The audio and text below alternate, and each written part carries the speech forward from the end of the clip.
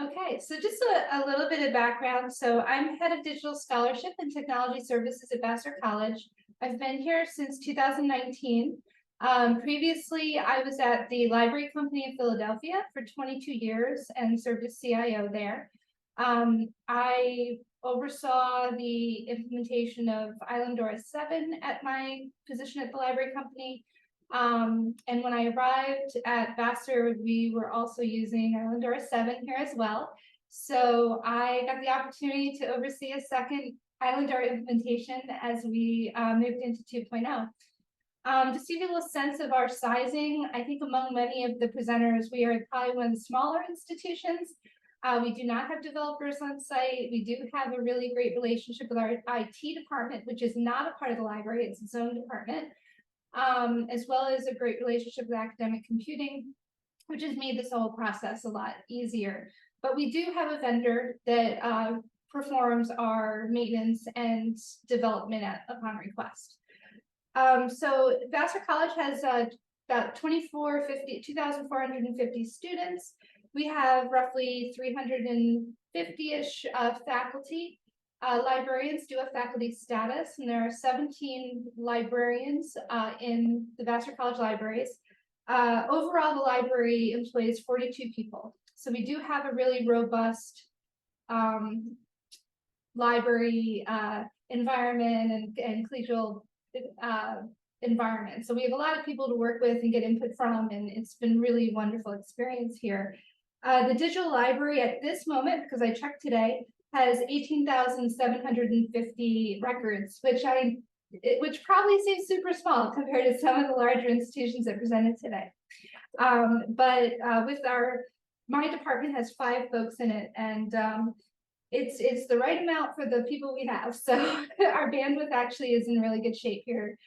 We have really great funding and support from the institution, so we're extremely grateful and fortunate in that regard.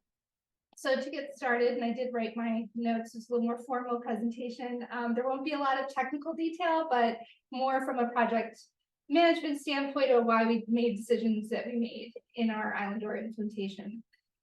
So in early 2021, the Vassar College Library's Digital Scholarship and Technology Services Department embarked on the building of a new Islandora digital library. In preparation, as members of the 6 disbanded Islandora collaboration group, we participated in an environmental scan of potential systems in preparation for the sunsetting of Islandora 7.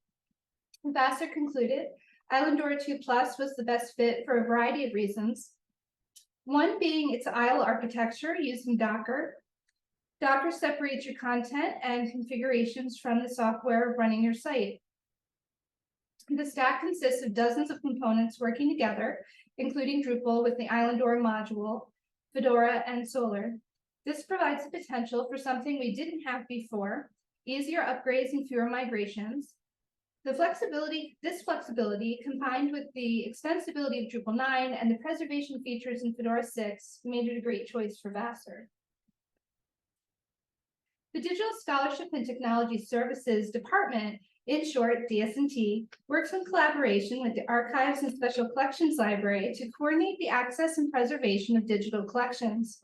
We also work with many colleagues, student workers, and faculty to improve and expand the digital library. The department comprises 5 positions. Laura Street is the digital archivist and e-resources librarian. Sharon Cadigan is the digital production manager. Ariana Schlegel is systems librarian, and Kim Gianfrancesco is digital preservation librarian, and I am head of DS&T. Together, each of us contribute to the life cycle of our digital assets, which directly influences the care and development of the digital library. Prior to our July 2022 launch, we were running Islandora 7, and it was exclusively used for digital collections. The digital collection includes a wide variety of photographs, diaries, correspondence, art, oral histories, podcasts, and much more. Institutional scholarship was made available in bPress, a proprietary web-based platform. EAD finding aids were being created using Oxygen. None of these valuable resources were connected in any way, and each required unique management strategies. In the case of the EAD finding aids, which stands for Encoded Archival Description, access was hindered due to technological obstacles. We had no way to adequately leverage the encoding or publish the XML. The XML and corresponding CSS template was converted to PDF and then posted on a college-managed CMS web platform. These documents were subsequently siloed with no way to search across them as a collection or consistently connect them to items that had been digitized. All the while, hundreds of valuable encoded XML docs were sitting in preservation storage. Our current preservation workflow was implemented in 2019.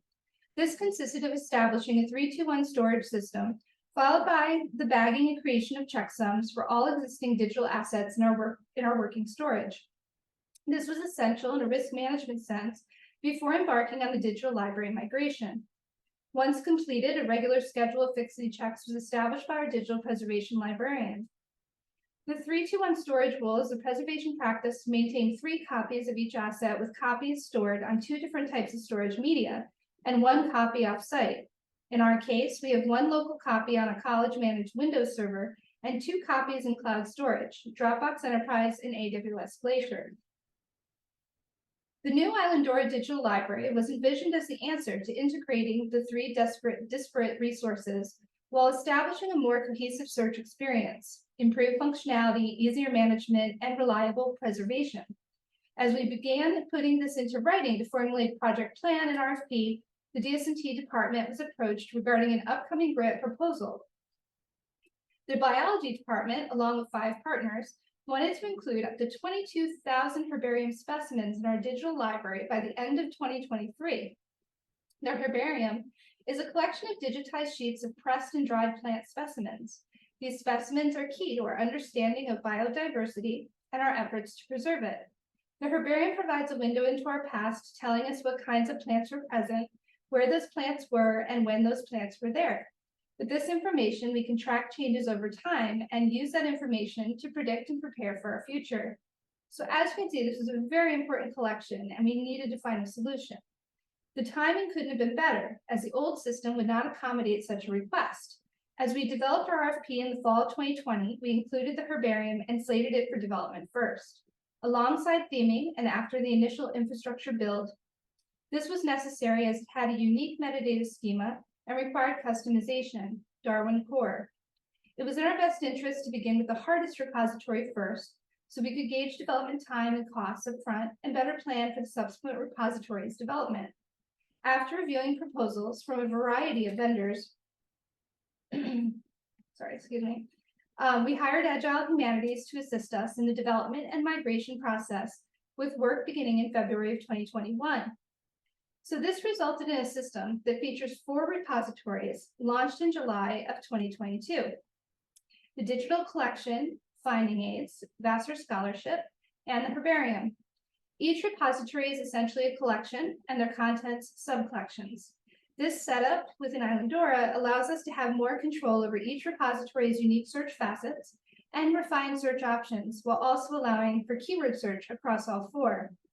The interoperability of the repositories is best illustrated by our finding aids, documents written by the college archivist in encoded archival description to describe our collections.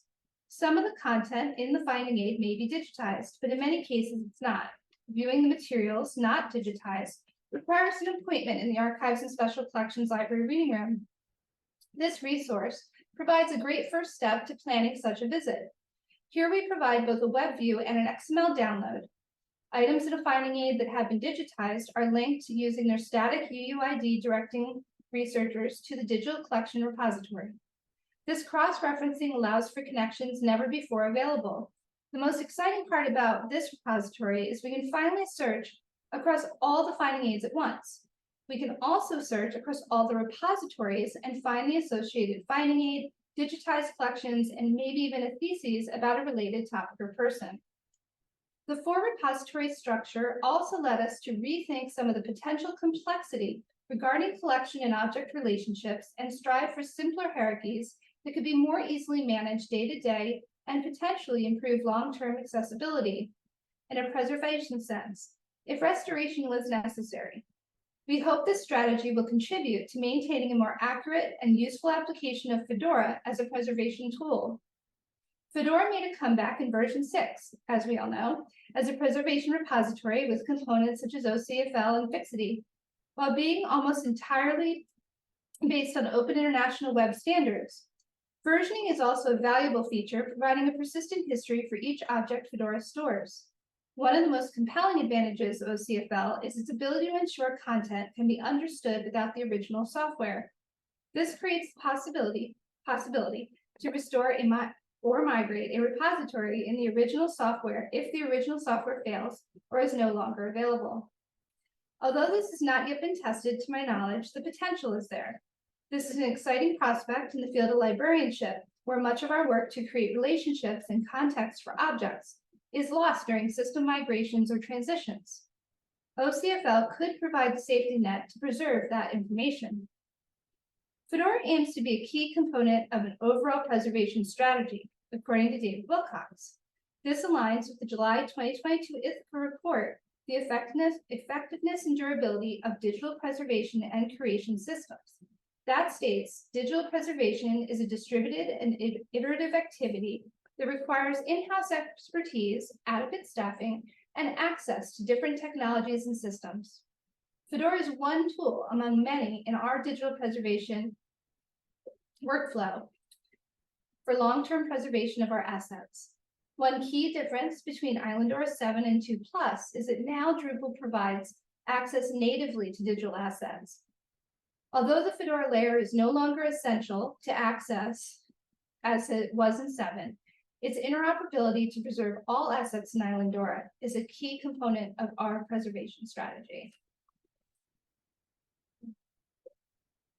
And I'd also like to say that as being a smaller institution, I've been making some efforts to get our people together as a single voice and to be able to work together to discover what our unique and usually similar problems are as we work to maintain and grow our Islandora systems.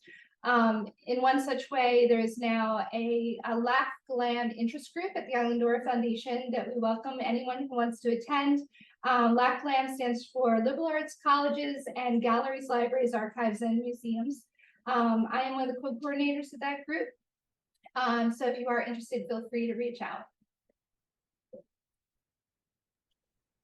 Awesome. Thank you so much, Nicole.